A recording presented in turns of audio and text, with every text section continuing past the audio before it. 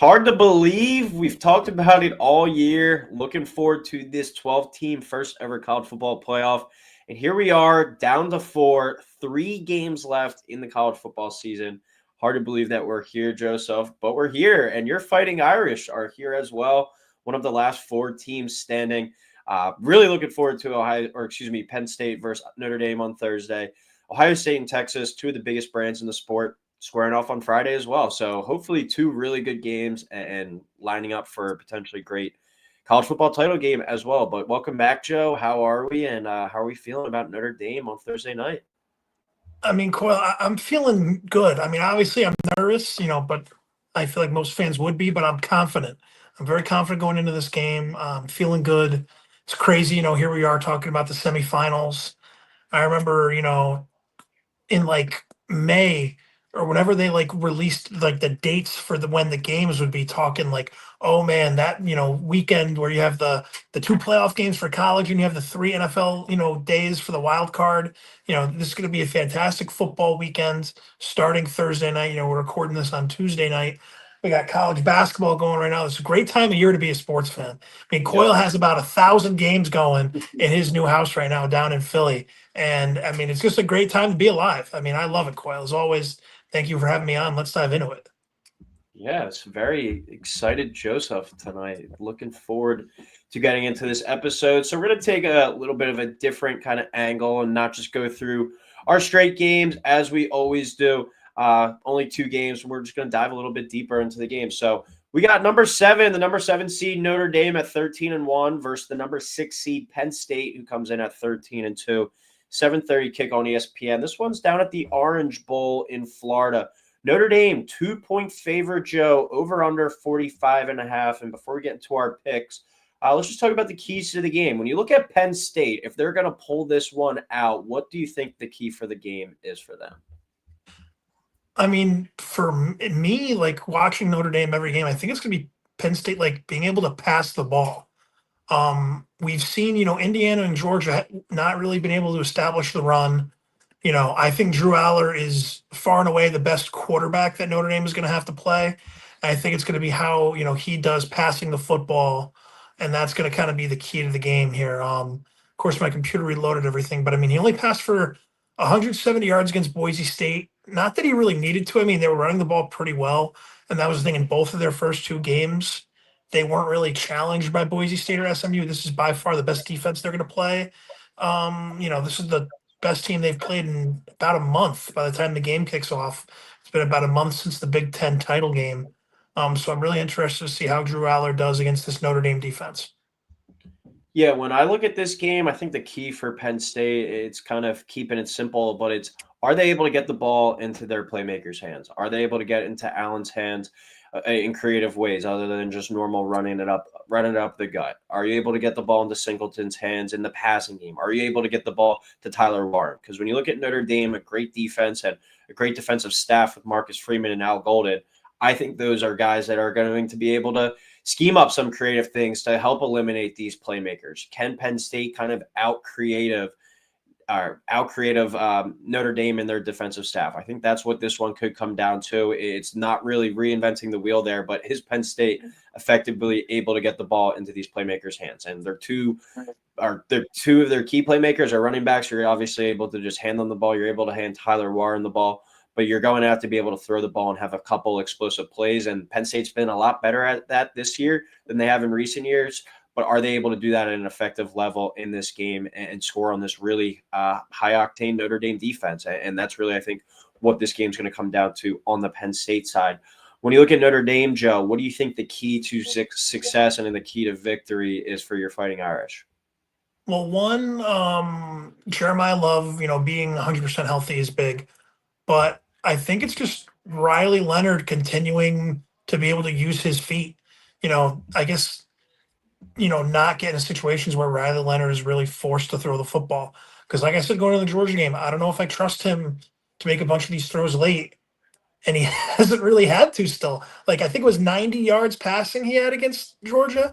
Like, I think the big thing for Notre Dame is just being able to control the line of scrimmage, which it's done thus far, being able to run the football, keeping Riley Leonard, confident, not under a lot of pressure. which is definitely going to be a challenge with Penn State.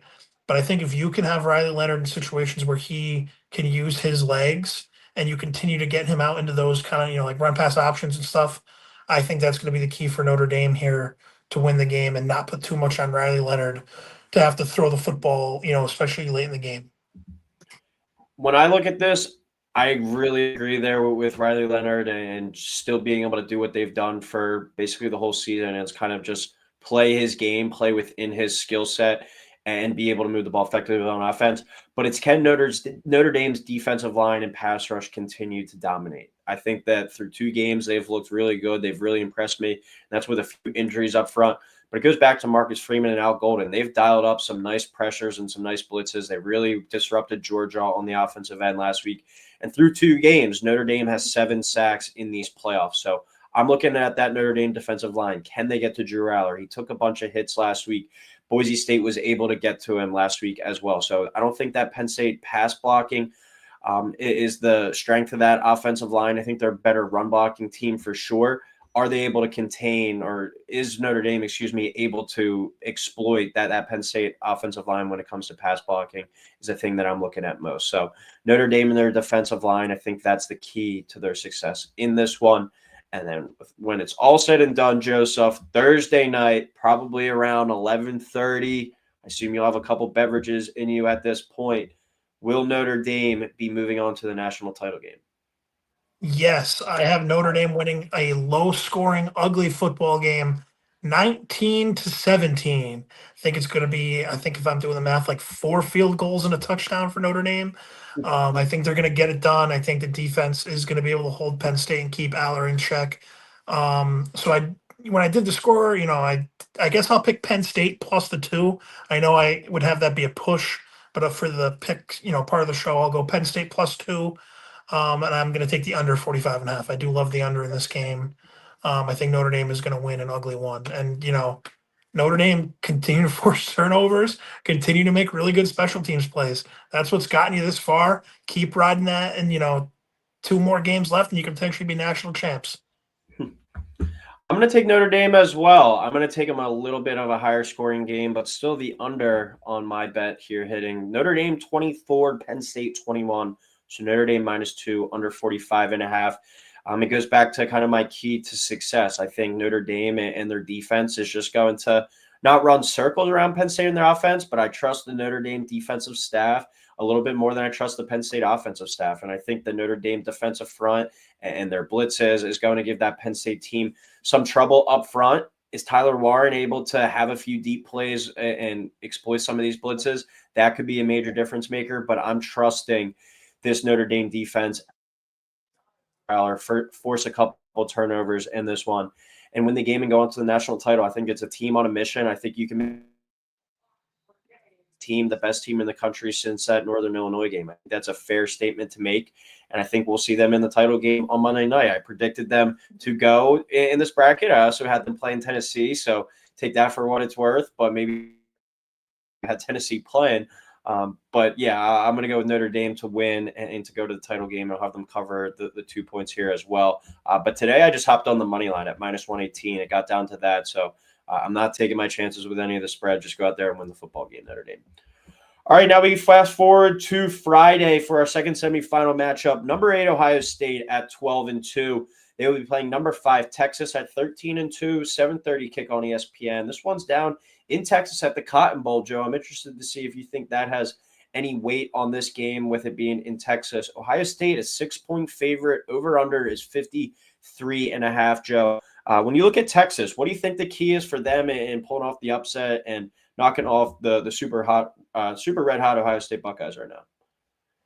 Coyle, I do think that this game being in Texas will have a factor. I mean, you essentially have a playoff game in your backyard. You would assume it's going to at least be, 70-30 Texas. Even, if it's 60-40, you're going to still have a majority Texas crowd compared to Ohio State. And I know Ohio State travels well, but one thing to keep an eye on with that too, I've been seeing on Twitter, there's apparently like a big snowstorm that's going to be hitting Dallas. And they don't do well with snow down there in Texas, obviously, because it doesn't really snow that much. So that could affect a lot of the travel and stuff especially for out of state. people, especially, like Ohio State fans getting down there potentially with flights. So I think that'll be interesting to see with Texas. But the one big key here for the Longhorns is they need to stop the run and they need to be able to establish the run. I mean, they only had 53 yards rushing against Arizona State. That's terrible because I would like to think that Ohio State defensively is better than Arizona State. I love Arizona State. I think that was an awesome game. Scadaboo, went off. He had a hell of a day. But allowing 214 rushing yards to an Arizona State team that talent wise is not on the same level as you is a problem. And, only being able to run for 53 yards against Arizona State is a problem. I think those are going to be the big keys there. And also for Texas scoring in the red zone. I was listening to a podcast, and I think this year Texas is like 120th in the country in red zone offense, like when it comes to scoring touchdowns in the red zone. They have struggled a lot, within the 20-yard line. And I think those are going to be the three biggest keys for Texas if you want to beat Ohio State and pull off the upset, because Ohio State is looking like the best team in the country right now. Yeah, they are on a mission for sure. The way that they've been playing. When I look at Texas, you can look at them like in the Clemson game. You can look at them in the Arizona State game. You can look at them in a lot of games, not just this year, but over kind of Sark's run. They get out fast. They start fast. Are they able to start fast and withstand that kind of gut punch that Ohio State's been dealing to Oregon and Tennessee over these past few weeks? Like Ohio State was up 21-0 within a blink of an eye, and it was no coming back from there, both against Tennessee and Oregon.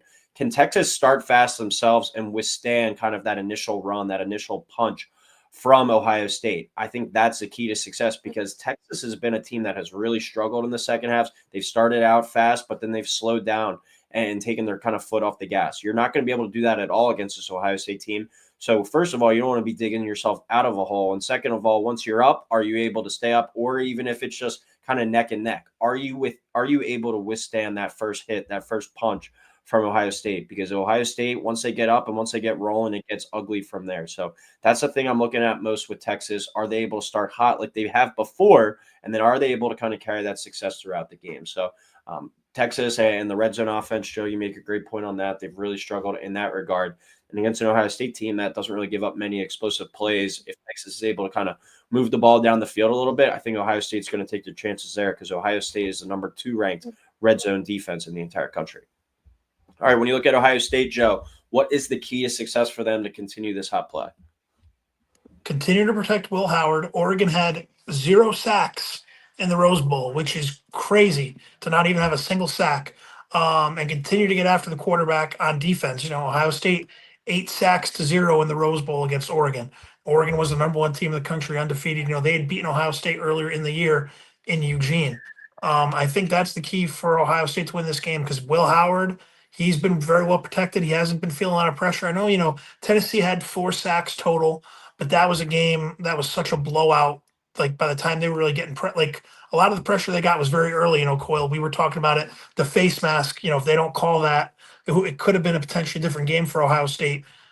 But Will Howard has looked the best he's looked all season. Ohio State, the passing game has been looking nearly unstoppable. I mean, they really have been looking incredible over these 2 games. They're really taking that Michigan loss and turning it into, positive momentum here, chasing a national title game.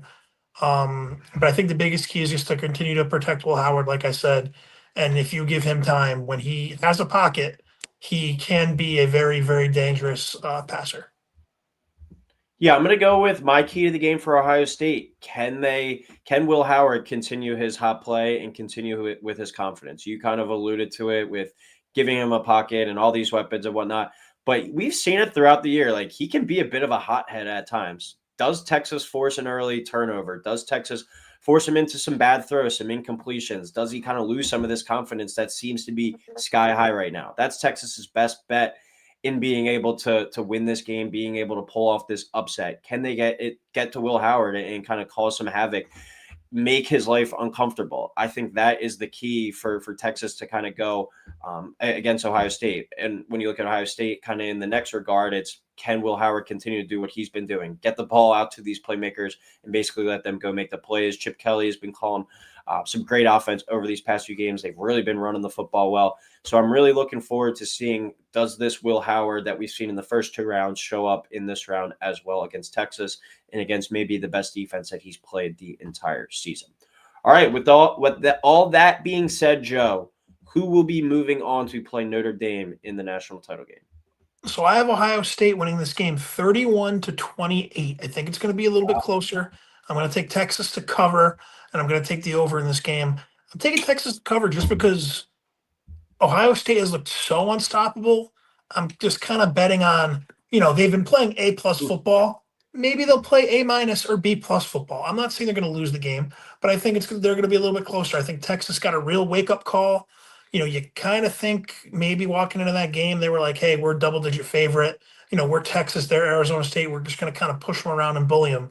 That clearly wasn't the case. I'm not saying that was what happened, but, definitely a good wake up call for them winning that game. And I will say, although I was rooting for an upset, I am glad that Texas won because I feel like if we got Ohio State, Arizona State, it would have been ugly. But that Massacre. being said, I do think it would have been bad.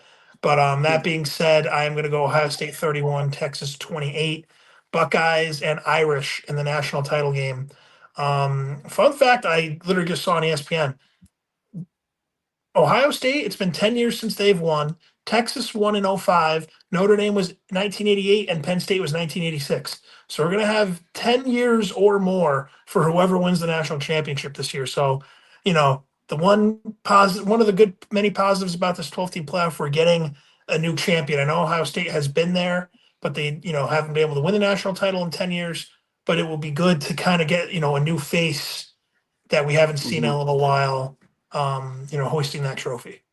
Yeah, a little parody, and especially like we're obviously guaranteed Penn State or Notre Dame in it. Texas has, been coming back for a while now. And as you said, Ohio State's kind of been up here, but they haven't gotten over that mountaintop in quite some time. So great point there as well.